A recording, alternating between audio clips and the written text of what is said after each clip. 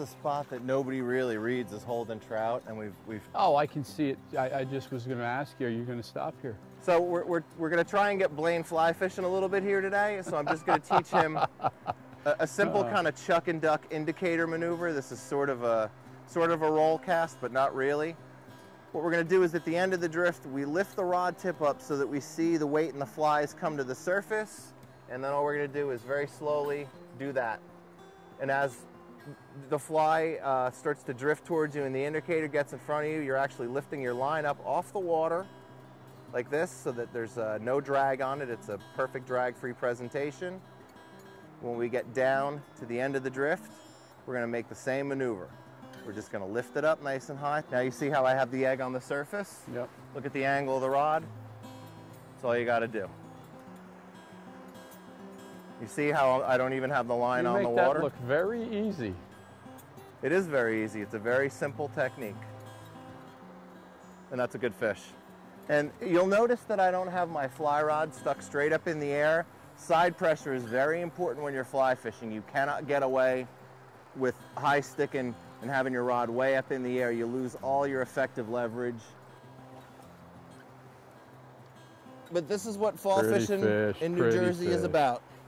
And he's been gone after. Something really went after him and took a chunk out of him. This is the fall stock brown trout, and it looks like a heron may have pecked him. And he ate the scud. So what I'm going to do is wet my hands, remove the fly, flies out of his mouth. I'm going to pick him up, get a quick shot of him. We're going to put him right back in the water. This is how you safely catch and release a trout. You can see he's been beat up, but that's a big fall stocky. Fought great. Right back in the water. Good release. Cool. Okay, now you're going to keep doing that. That's cool. So go ahead. Here goes that mink. I was watching the mink. Lather, rinse, repeat. Okay. All right. You don't want to be affecting the drift of the indicator. You're too tight on it. You want a little bit of slack in there. Okay, like that. Yeah. More. Okay, lift it back up. Lift it back up. Flies are at the top. Okay. And chuck it over there. You're doing it. Lift up. So that line's beautiful. You are fly fishing 100%. When that fish hits and you see that indicator pause, you're turning your upper body already by instinct. That's because you're a fisherman. You know how to do that. Yeah. I want you to hit that rod downstream, okay? Because the trout are going to be facing up current. If you hit it upstream, you're going to pull it out of the fish's mouth. Okay. So hit it downstream so you're pulling that hook like this. Right into the corner of the fish's mouth. Now wait a second. Hit it downstream. You're going to hit it downstream. Towards me. Hit me in the head with the rod. Oh, okay. Okay, I got you. All right. Yep.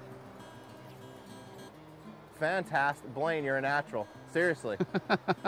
You're doing really well. There you go.